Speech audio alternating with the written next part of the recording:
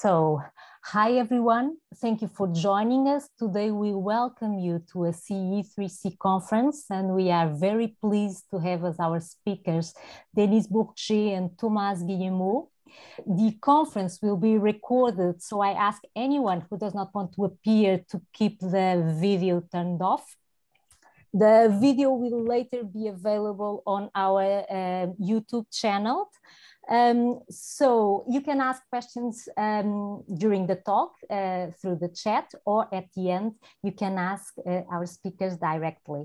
Guilherme, Denis and Thomas will be presented by Professora Margarida Matos, to whom I now give the floor. So thank you very much. Thanks a lot, Patricia. Thanks a lot, Margarida. So I will start. Denis, just wait, because Margarita is going to present us. Yeah. Oh, sorry about that. No problem. I mean, it's really just to make a very, very short introduction. Sure. First of all, thanks a lot, Denis and Thomas, because this is really an incredible initiative. So Thomas and Denis co-founded this PCI at the end of 2016, and are co-managing this initiative, which started by PCI evolutionary biology, I think, and now it covers many other fields. Thomas is a director de recherche at the French National Institute for Research in Agronomy and Environment. I think I said it correctly. Denis also is connected with that. While Thomas is in Institute Sophia Agrobiotech, and his research focus on evolutionary biology, as Denis, applied to agricultural environment, invasion biology, I think is the main target, and pesticide resistance evolution. And Denis is at the Center de Biologie de Gestion des Populations at Montpellier, also targeting evolutionary biology issues, evolutionary resistance, and those issues. But one of their main dedication also is this initiative, incredible initiative, which they are going to speak to you now. So anytime, whenever you want, Thomas and Denis, again, thanks a lot for this availability to do this presentation, and for the initiative in itself, the PCI, which is incredible. Thanks a lot for this presentation, Margarita, and thanks, Patricia, also for organizing. So I will start the presentation, and Thomas at the middle of the presentation will follow up. So as said by Margarita, we started PCI, so with Thomas and also Benoit. So now Marjolaine Hamelin is also part of the initiative, so we all belong to INRAE. And in a single sentence, PCI is a free recommendation process of preprints based on peer reviews. So actually, we started PCI several years ago, as said, 5 years ago, because we considered that the publication system is facing several problems. And one of the problems is the science quality issue, because there is a publication bias toward positive results. We all know how difficult it is to publish negative results in journals. We also think that we are making too much storytelling with many hacking, which is hypothesis stated after results are known, which is clearly not good for making good science. And also in studies, methods are often not clear, not available, as well as data are often missing in papers. And as a result of all of this, there is an estimate that 20 to 60% of the studies are non-reproducible. Also, the publication system is currently quite inefficient, because you know that we submit paper to journals, then it is in the hands of journals. They organize a peer review, there is rejection, you resubmit your paper to another journals. So it takes several months to several years, sometimes, before readers can read a paper. And during this time, there is a kind of black box, because the reviews are invisible, like editorial decisions. The editor is often unknown, and the conflict of interest are often not stated. Also, the current system is quite closed, because less than 50% of publications are in open access. There was an estimate in France in 2017, and there was almost 60% of the paper behind the paywall. And the figures are almost the same worldwide, the same year, with less than 50% of the papers published in open access. And also we can consider the system at the end of its rope, because look at the number of reviewers invited years after years, 2013, 14 until 2017. So it's increasing years after years. So one of the reasons is that we are submitting more and more papers, but one of the reasons is that the proportion of accepted invitation is decreasing years after years. So one of the reasons for this is a lack of visibility and a lack of recognition for the peer reviewing process. And it ends up with the fact that 20% of the scientists are performing up to 25% of all peer reviews. At last, and not the least, it's a very costly system for our institutions. So I don't know the figures in Portugal, but in France, this is a market of 150 million per year. In Europe, it's 3 billion per year, and worldwide, it is a market of 10 billion per year. So this is for an estimated of 3 million articles published per year, with consequently an average cost of 3,000 euros per article. So it's not only a big business, there is a lot of money, but look at the profit margins of those publishers. So you can recognize here Elsevier, Springer Nature, Wiley, Informa. If you take Elsevier, the biggest one, you have almost a profit margin of 40%. And if you take all the publishers in average, the big five, you have a mean profit margin of 38%. And you can compare this to leading companies like Walmart, Toyota, Exxon, and even GAFAM. They don't make so much profitable market business. So how would they make so much money? This is because we are paying twice. So notably in hybrid journals, because our libraries are subscribing, so they pay subscription. So we have access to the PDF of the papers. But in hybrid journals, if you want to publish your paper in open access, you will have to pay article processing charge. You all know that. And it is almost 2,000, 3,000, 4,000 euro for publishing in open access. And actually, we are paying thrice because our public institutions, research institutions are paying our salaries, and we are evaluating, editing, proofreading, and formatting articles for free for those publishers. So how can we get rid of this? We can, of course, use preprints. It's a solution because it is low cost. It is free for authors and readers. It is available immediately. It is an archive. It is a proof of anteriority, and it is searchable and findable in the internet. But there is no peer review. There is no evaluation of peer reviews. You only deposit your peer review, your preprint in a preprint server. So consequently, everything can be found in open archives, including preprints of very bad quality. And we have seen this during the COVID-19 crisis, where there were preprints of very bad quality, and then in the social media, etc. So what we need actually is a preprint evaluation, and this is what we can do with the peer community initiative. So the aim of PCI is to create communities of researchers handling the evaluations through peer review and recommending preprints in their scientific field.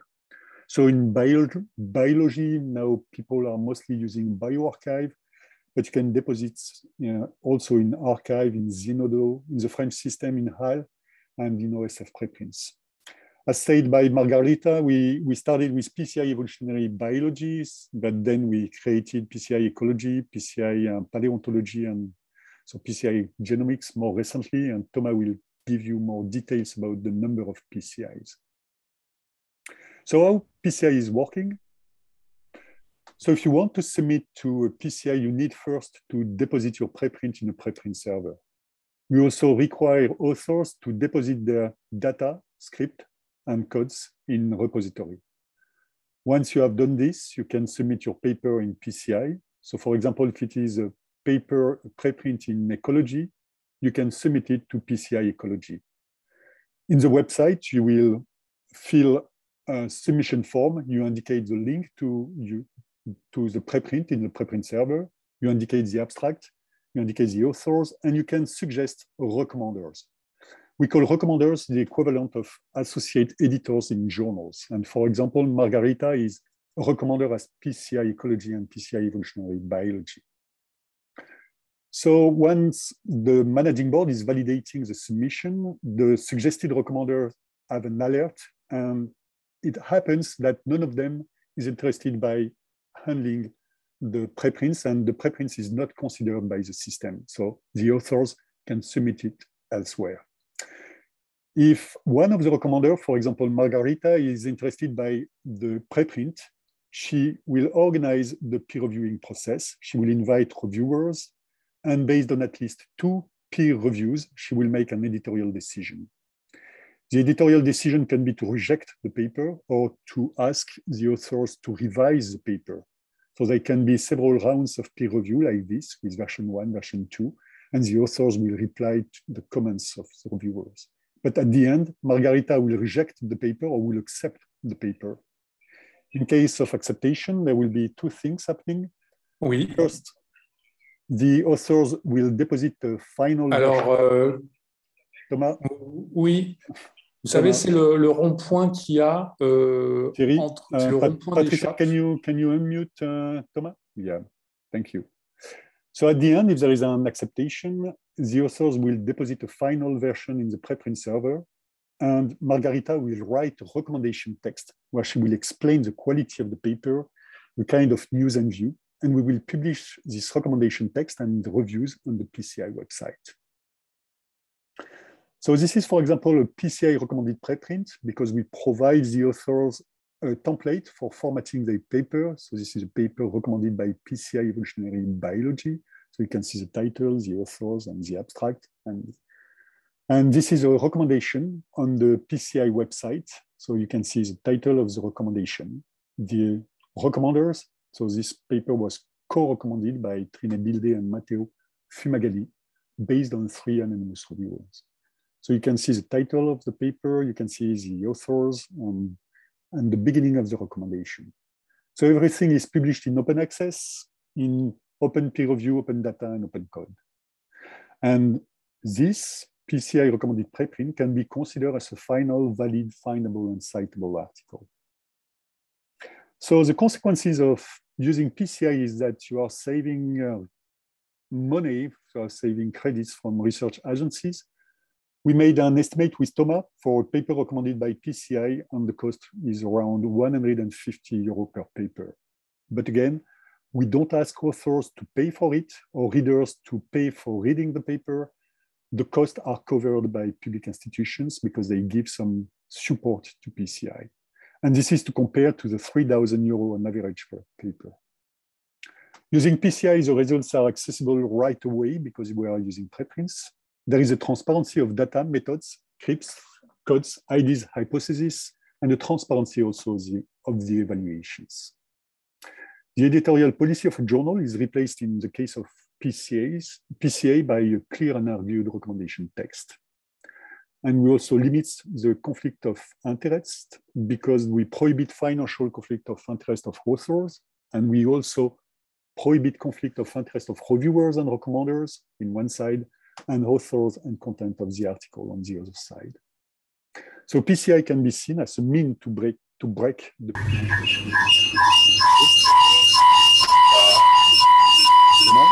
There's a strange noise. I don't know. Yeah. Thomas, you can continue on that? Yes, it was not me, the problem of the sound. Okay. So I'm sharing my screen and I hope you can see it. Is that okay? Yes. Okay, great. So,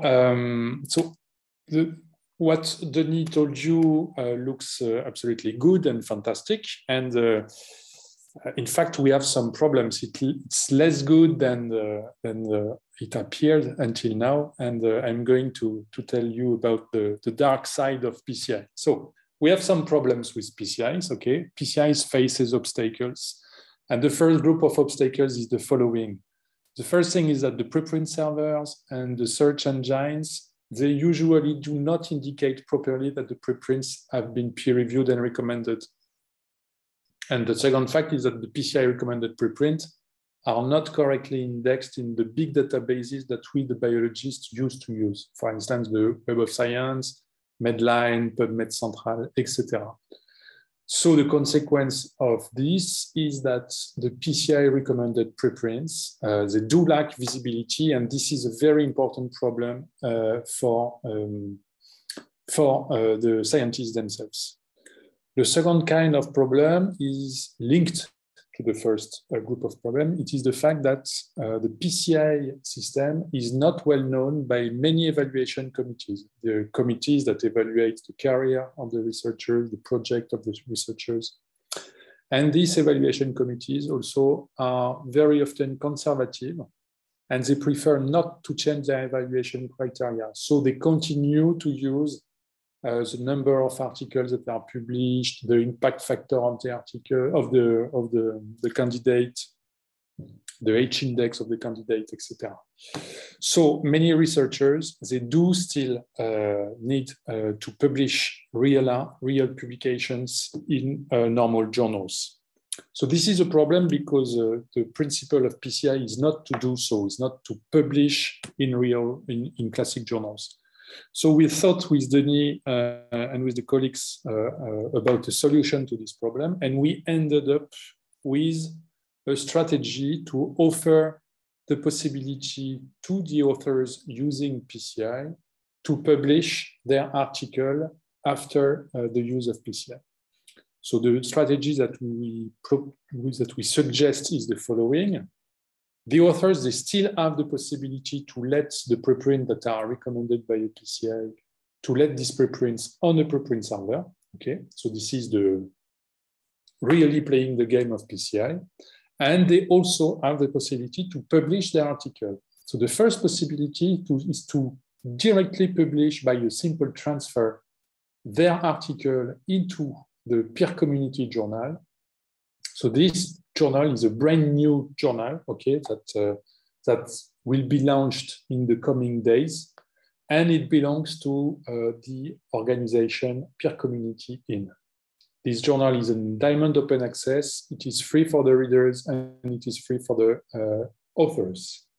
The second possibility is to use or is to submit your article that has been recommended by PCI to one of the many PCI-friendly journals. And I will explain what it is just after that.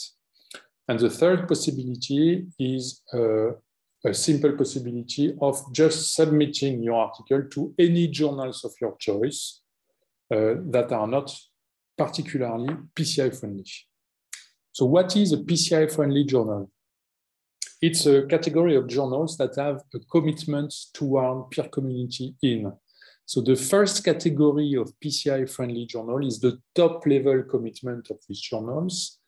It's a group of journals that accept your article without further peer reviews. So they do accept your article as soon as your article is in the scope of their journal. They can ask you modifications, but there will not be any further peer reviews. And there are 6 journals in this category. One of them is Frontiers in Biogeography. The second category of PCI-friendly journals is a category where the editors-in-chief will give you a very fast response to a pre-submission inquiry that the authors can do. And this response will be given in less than 5 minutes, in less than 5 days, excuse me. And in this response, you can have excuse me, there is somebody with an open microphone. Can you just switch it off, please, because it's too noisy? Thank you. Thank you very much. There are 3 kinds of replies. The editors-in-chief, they can give you an answer in 5 days to tell you that they will accept without further peer reviews your article. They can answer you that they will need further peer reviews, okay? Or they can tell you that they are not interested. And this will be given in less than 5 days. There are many journals in this category, including Ecology Letters, Journal of Evolutionary Biology, PLOS Biology, Oikos, etc., etc. And there is a third category of PCI-friendly journals, which is a low-level commitment of the journal where they will use or not the evaluations of PCI if they think that the evaluations are adequate or not adequate. So the commitment is quite low, but it can be useful. And in this category, you have, for instance, the journal eLife. I told you that the authors also have the possibility to publish directly by a simple transfer of the PCI recommended article to the peer community journal. So this journal belongs to peer community in association, okay? It will be launched in a few days, probably this week, maybe next week. It will accept as is all the articles that have been recommended by the PCI, so there is no new evaluation. The articles are transferred directly. They are free for the readers because the journal is in open access, and they are free for the authors, so there is no article processing charges. Okay, so it is completely free to use. We already have the commitment of 80 groups of authors of PCI recommended articles to publish the article in the following weeks in this journal. So if I try to summarize these novelties, so the strategies that we suggest to the authors of PCI recommended article, they can very rapidly know whether or not they are happy with the decision of the journals they have chosen initially. And if they are not happy with this decision, for instance, because the PCI-friendly journal will make another round of peer review, or because the article has not been accepted, then the authors can go back to the beginning of the loop here and make again their choice, peer community journal or a new PCI-friendly journal, etc. And because here the answer is given in less than 5 days, this loop can be made very fast, okay? So it can be very quick for an author to submit its article, to be disappointed by the decision, to try again another journal, and etc. And in less than 20 days, you can try 4 different journals if you want, or you can initially choose the peer community journal if you prefer to do so. And this is our advice. So with this system, you can know within a few days if one or more PCI-friendly journals are interested, and if they will request or not further peer review.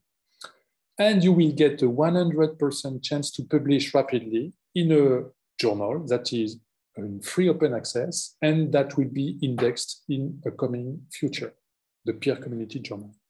So you have nothing to lose if you use this PCI system with the PCI-friendly journals and with the peer community journal. This is the main message we want to pass you. Okay, so this being said, I will give you some other information about PCI. So we now have 14 different peer communities in 13 different fields of science, plus a PCI that is a generalist, which is peer community in registered reports. So it's for all fields, but it only evaluates registered report, and we can speak about that afterwards if you want. We have received almost 500 submitted articles, and we have recommended 256 articles so far, and many of the submitted articles are still in evaluation. We have 1,700 recommenders, so it means that in each peer community, there are a large number of recommenders playing the role of associate editors. For instance, more than 400 in PCI ecology, more than 400 in PCI evolutionary biology. We have many PCI-friendly journals. Almost 90 journals are PCI-friendly.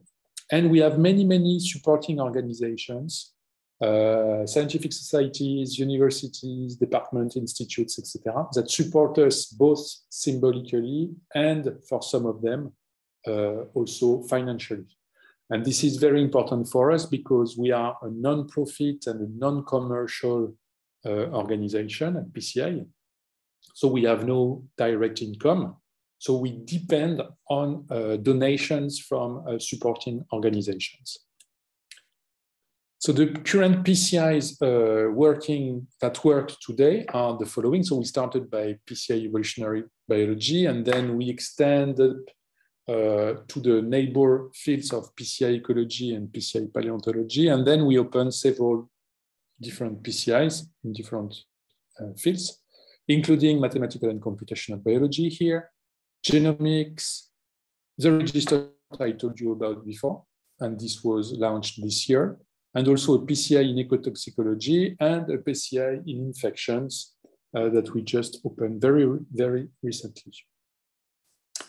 I told you that we had some supports and a kind of recognition. So we have the support of some of the most important scientific societies in ecology and evolution, including here the Portuguese Association for Evolutionary Biology, the European Society of Evolutionary Biology, and the American Society of Evolution. So we also have the support of many universities and research institutes, so mainly INRAE, which is the institute for which we work with Denis, because they pay our salary to do what we do. So it's very important support. And also there are some European universities like Belgium universities here, KU Leuven, University of Liège, the University of Brussels, etc., etc. And we also have some university libraries from outside France, like the Danish one, the University of Montreal, and the Colorado State University Library. We have also been funded by a big French call, which is the French National Open Science Call of 2020. And this allowed us to hire some web developer to make the back office of the PCI websites. And we have also won a prize, which is the Library Innovation Award of a group of research libraries belonging to European universities. And we are very proud of that. And also we are part of a big project which is led by the Confederation of Open Access Repositories. And I know that there are some Portuguese colleagues that also are part of this project, which is called Notify. And we try to work toward the interoperability between institutional open access archives and services like our service, where we provide peer reviews and recommendations. If you are interested in helping PCI, what you could do to participate, of course, is to submit your articles to a PCI, and this is very important. And don't forget that it is at no cost for you. So if you use PCI, it's only advantage, because you will use this loop that I showed before that can be very efficient for you. You can just spread the word if you want. You can give us contacts to obtain supports and recognition from your university, from your lab, from your institutes, etc., or from your doctoral school. But I think that we already have a link to your doctoral school. You can think about founding a new PCI if there is a scientific field that is not covered yet by a PCI and in which you are an expert. Do not hesitate. You can also be willing to review for PCI, to be a reviewer, and to do so, the best way is to register to the PCI's websites and to very correctly fill in your profile with as much as detail as possible, so that you can be easily invited by recommenders from PCI to review papers. And also, if you are interested in becoming a recommender for one of the PCI or several of the PCI, do not hesitate to ask us. Just send us an email.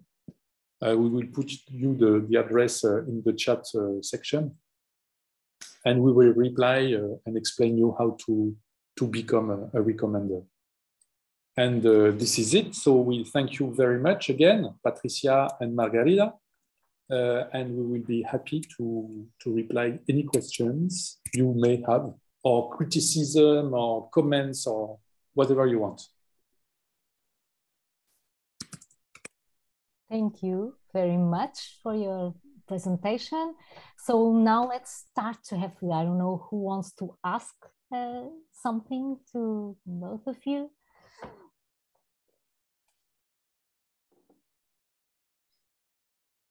I think we have one. Sora Margarida, I think we have one question from Graça. Okay. Oliveira. Go ahead, Graça. Thank you. You don't have the sound. You muted. Oh. No. Thank you, Thomas. It was a very nice and interesting subject. And I have several questions, not just one. Go ahead. Could you please go back to the slide, if it's possible, where you present the submission process? Yeah, so Denis. It was one of the first slides, I think. You do it? Okay, good.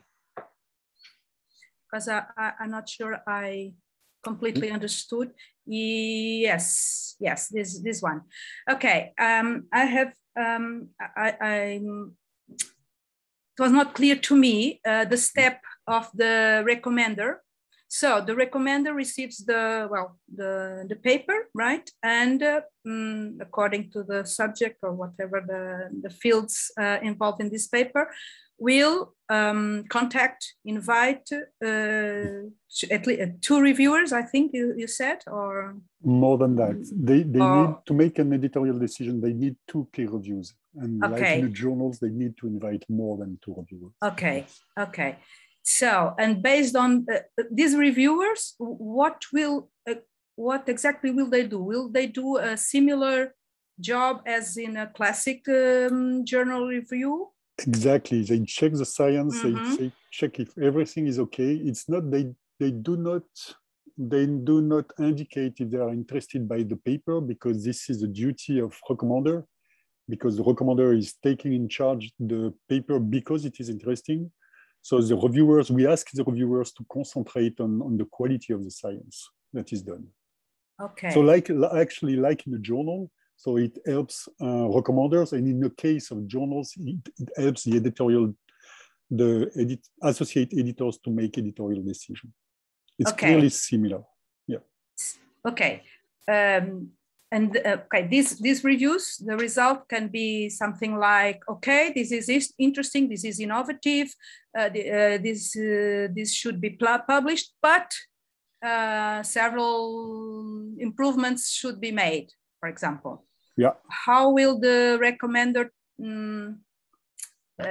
decide based on this? I mean, there is a strong push towards recommendation, but still this is not a good paper to publish as is, you know I mean? So this is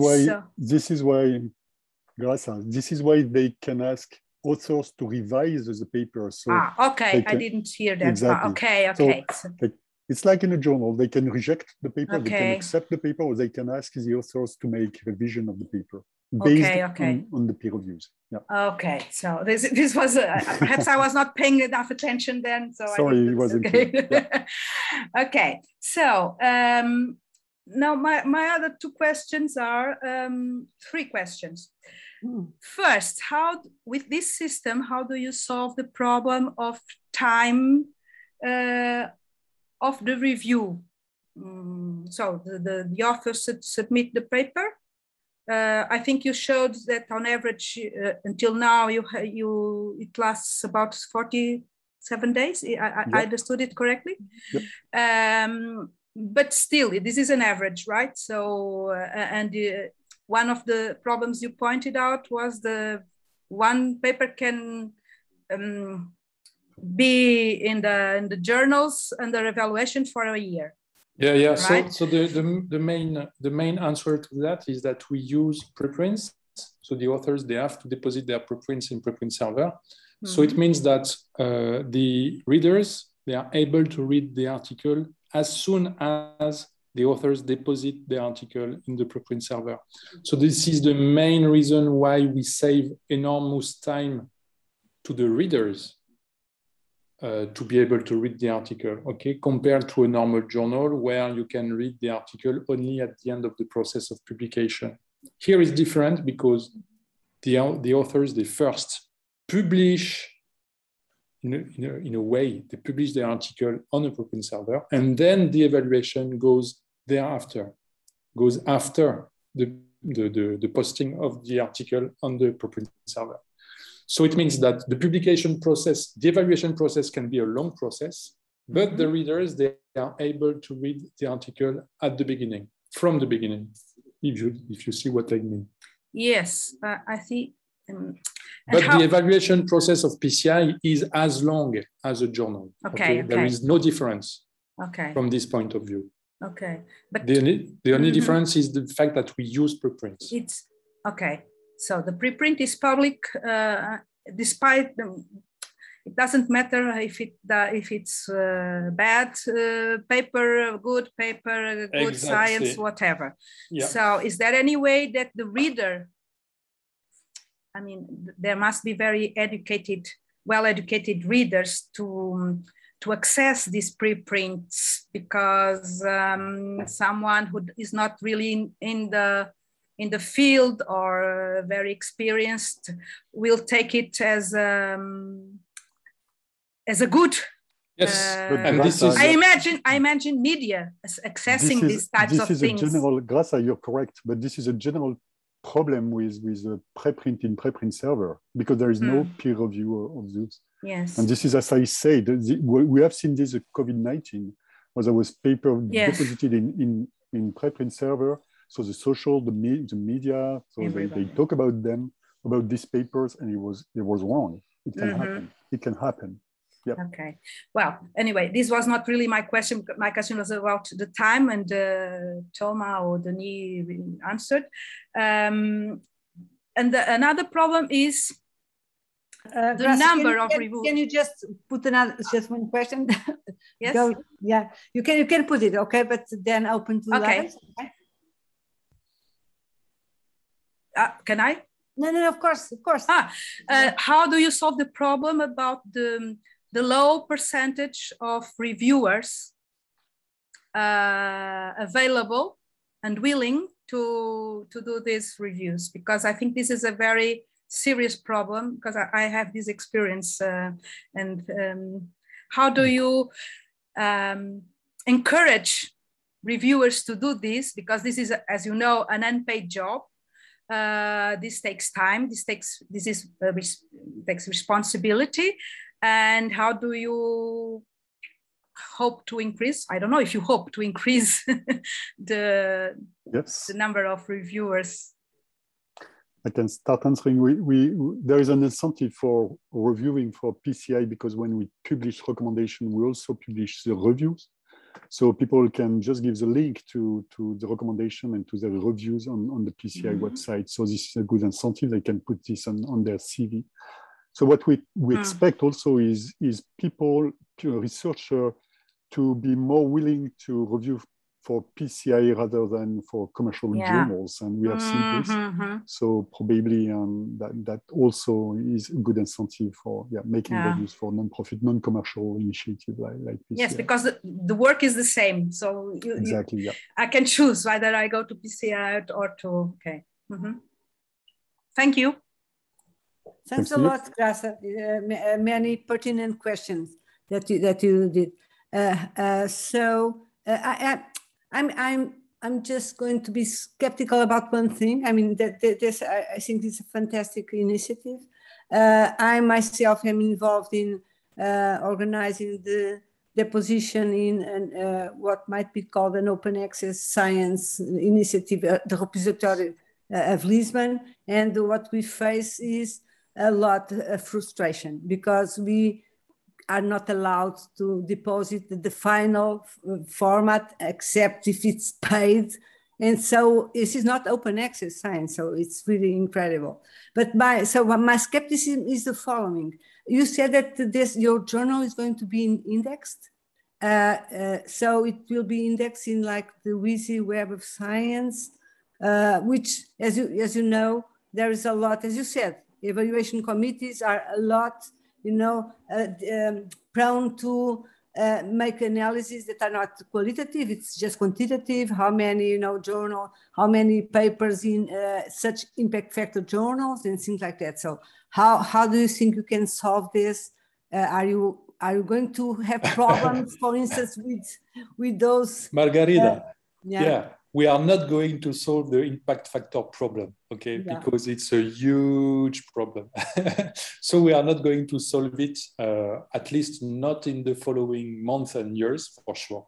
So what we will do with the journal is that we will try to get it indexed in as many databases as possible, because this is the reason why the authors want to be published, okay? So we have to be indexed. Then if the easy Web of Science wants to give us an impact factor, we don't see any problem. Let's have an impact factor. The only difference with normal journals is that we are going to not communicate at all on the impact factor. Mm-hmm. So if there is a list somewhere with an impact factor for peer community journal, it's okay. If the authors want to use the impact factor of peer community journal to decide whether or not they are going to submit in it, no problem. But we are not going to communicate on it, and we are not going to change anything to the policy, to the scientific policy of the PCIs in order to get a bigger, a larger impact factor. So we are not going to solve this problem, okay? We just want that by using more and more PCI and non-profit journals and this kind of community-driven journals and evaluation process, we hope that at the time the evaluation committee will do their job properly and that they will not use anymore the impact factor, maybe in 10 years or in 15 years or in 20 years. But this is not the goal of PCI today. Okay, we cannot do that. We cannot fight on this. Yeah, but you understand my concern, right, Thomas? Because I think that it's perfect what you are doing. My fear is that, you know, and I'm thinking about more the youngest scientists that need a lot to publish and to be recognized, to get jobs. Yes. So Margarita, at the beginning, what they can do is to use the PCI-friendly journals, which already have they are renowned, they have brands, etc. They can use PCI and then go to ecology letters, or go to evolution, or go to JEB, or etc., etc. And these journals are well renowned and they are recognized by evaluation committees, even if they should not evaluate the journal, but the articles themselves. Okay, so our advice... Yeah, but you know, Thomas, but those are not completely open access journals. Yeah, but you can use these journals, and at the same time you deposit the last author accepted manuscripts on a preprint server or on the institutional open archive, that of Lisbon, for instance. Yeah. And so it is not the formatted paper, etc., etc. But the paper is there. It is open access, so there is no problem. Yeah. It's a way to deal with this problem. Yeah. We have another question. I don't know the name. It's AU138803. Yes. Yes, welcome. That is from Denmark. Aarhus University. My name is Gabor Löwei, and I'm associated with the center. And also there is a colleague from the Azorean. Hi, Gabor. I didn't know it was you. And also Marco Ferrante. Marco is here as well. Hello. One is a kind of comment to the presentation, just an encouraging one, because you mentioned the Danish Royal Library as a supporter. Yeah. That's actually a representative of all the Danish university libraries. Yeah. So it's more than a single library. And we are very proud of it. Now, the two questions I have. One is that, are you making a condition of submission to PCI that the authors deposit the data and the scripts? Yes. Exactly. The answer is yes. Yeah. And the second question is that in the submission stream, there are potentially several copies of the preprint. Will they be multiple copies on the preprint server, or should the authors just pull the early versions and only keep the last ones with the No. Well, depending on preprint. How do you think this will work? Yeah, it's depending on preprint server, but if you take bioarchive, for example, there is a possibility of versioning. So you deposit a first version, but then you can deposit a second version, third version.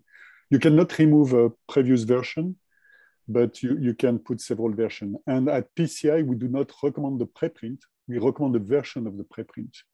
So at the end, when there is an acceptance of the preprint by the recommender, we ask the authors to deposit the final version of the preprint. It could be, for example, version 5, and this is a version we will recommend. With the reviewer comments attached? Exactly, for each step of the evaluation process. Mm-hmm. Mm-hmm. So there is a link to the reviews and to the evaluation process on the front page of the last version of the preprint. Mm-hmm. That is peer-reviewed and recommended. Yep. Yeah. So then in part, the viability of this will depend on the other, storage preprint servers, because they also have to carry some of the costs of maintaining their own database. Yep. That's correct. Yes. Yeah, that's right. You just assume that, or you enter into a kind of contract with them that they are willing to do this, or you just rely that, well, they will live forever and therefore you can rely on them. Which one of that is the way you go? So in part, we assume that, okay, it's because the main preprint servers with which the authors work when they go to PCI afterwards are bioarchive, archive, OSF preprints, and some institutional servers like HAL in France or Zenodo. And for most of these servers, there is a contract with some long-term hosting services like Clocks or Portico. And for instance, bioarchive, they are working with, I think it is Portico, but I'm not sure.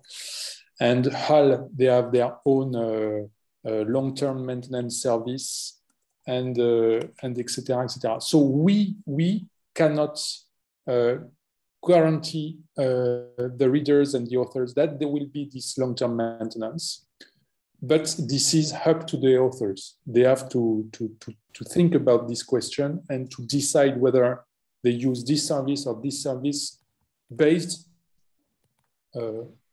at least in part on this idea of long-term maintenance. Okay, thank you. Thanks to you. So I don't know if there is any other question. I've seen that there is Ines Fragata, so just for your knowledge, Ines is part of the PCI managing board of PCI evolutionary biology, and she's making so much input in PCI. Thanks, by the way, Ines. So Ines, she's without Ines, camera, so. yes. My colleague would like to ask something. That's so I just pass on. Marco. Very, very quickly.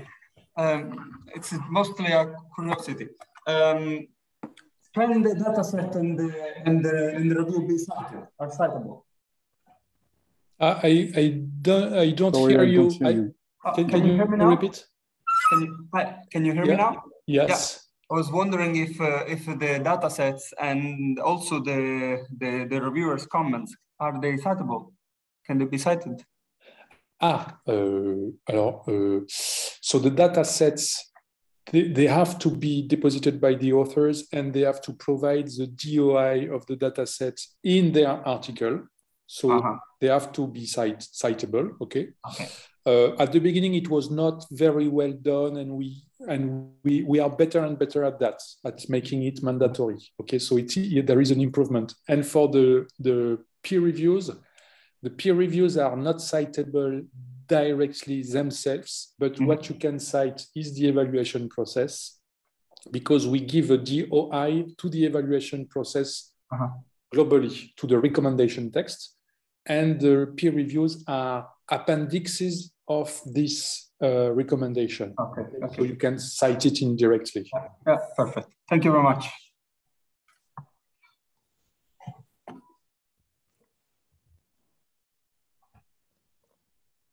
So I guess everything is clear. I don't know if a last question doesn't anyone I have one issue, but it's not related directly. You spoke about the Notify project, open access repositories, but I will get informed because I'm very interested in that.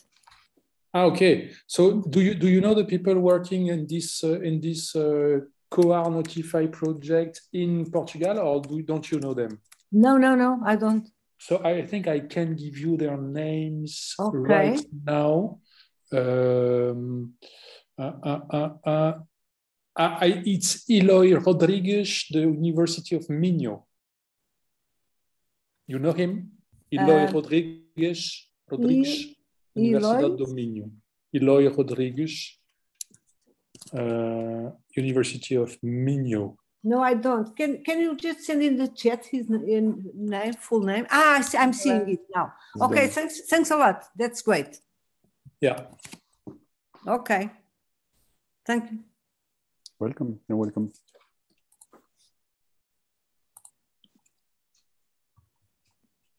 Okay, so if there are any other question, we can finish our session, but you can still see it again in the YouTube if you have any doubt or something that you want to just recheck in the presentation. And there are also your contacts if people wants to ask any other question. So thank you very, very much, Thomas and Denis, for this great presentation and for knowing more about this important issue. And see you next week in Encontro Ciência. Thank you very much. Thank you to you. Thank you for the invitation. Thanks a lot, Thomas and Denis. Thanks for the presentation and particularly for the initiative, which is a great one. Yes. Yeah. Thanks for the feedback. That's very nice. Yeah, thanks for being here from Harris. Yep. Bye-bye. Thank you. Thank you. Thank you. Bye. Bye. Thank you.